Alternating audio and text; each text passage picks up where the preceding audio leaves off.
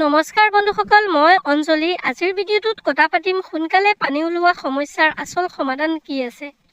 বজাৰত কি তেনেকুৱা সমস্যাৰ সমাধান পোৱা যায় বা কি দৰৱ পোৱা যায় যাৰ ফলত এই সমস্যাটো গোটেই জীৱনৰ কাৰণে শেষ হৈ যায়। চোৱা বন্ধুসকল, এই বিষয়ে আজিৰ ভিডিঅ'টোত পুৰা আলোচনা কৰিম, গতিকে আপুনি বুজি পাব। যদি আপুনি এই সমস্যাত ভুগি আছে তেনেহ'লে এই সমস্যাৰ উপায়ো পাব। গতিকে ভিডিঅ'টো শেষলৈকে চাই থাকিব। তাৰ আগত এটা কথা কৈ দিওঁ, আপুনি যদি যৌন সমস্যাৰ যিকোনো কথা মোৰ লগত পাৰ্চনেলিভাৱে পাতিব বিচাৰে বা আপোনাৰ তেনেকুৱা সমস্যা আছে সেই সমস্যাৰ সমাধান পাব বিচাৰে, তেনেহ'লে আপুনি মোৰ হোৱাটছএপত কণ্টেক্ট কৰি কথা পাতিব পাৰিব। কিন্তু এইটো এটা পেইড প্ৰক্ৰিয়া হ'ব, ইয়াৰ কাৰণে ফিজ পে' কৰি কথা পাতিব লাগিব। এতিয়া আহোঁ মূল আলোচনিক বিষয়লৈ। চাওক বন্ধুসকল, এই যিটো সমস্যা, এইটো এটা বৰ কমন সমস্যা পুৰুষসকলৰ যৌন সমস্যাৰ মাজৰ।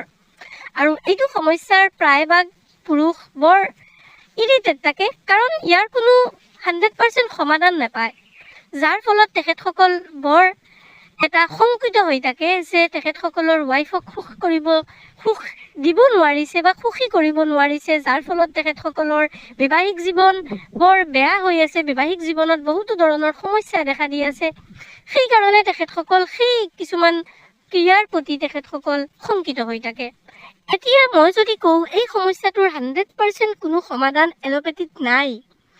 চাওক, এলোপেথিত ইয়াৰ যিবোৰ ট্ৰিটমেণ্ট আছে, বেচিকেলি সেইটো বেমাৰৰ সেইটো ছেক্স ট্ৰিটমেণ্ট, সেইটো যৌন উত্তেজক মেডিচিন হয়।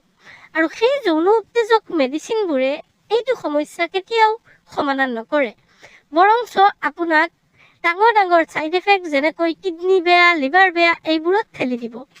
গতিকে আমি এটা ট্ৰিটমেণ্ট প্ৰভাইড কৰোঁ যিটোক আমি হৰমনেল ট্ৰিটমেণ্ট বুলি কওঁ, আৰু যিটো কমপ্লিটলি ছেফ আৰু ছিকিউৰ। আমি এটা হৰমন ৰিপ্লেচ কৰোঁ, আৰু যিটো হৰমন ৰিপ্লেচ কৰাৰ ফলত আপোনাৰ এই সময়সীমাটো বৃদ্ধি হৈ যায় আৰু আপুনি এই সমস্যাটোৰ পৰা লাইফ লঙৰ কাৰণে ওলাই আহে। গতিকে যদি আপুনি এই ট্ৰিটমেণ্টটো ল'ব খোজে বা আপুনি আমাৰ লগত কথা পাতিব খোজে, আমাৰ হোৱাটছএপত কণ্টেক্ট কৰিব। চেনেলটোত যদি নতুন, তেতিয়াহ'লে ইউটিউব চেনেলটো ছাবস্ক্ৰাইব কৰি ভিডিঅ'টো এটা লাইক কৰি দিব আৰু কমেণ্টটো কৰি জনাব কেনেকৈ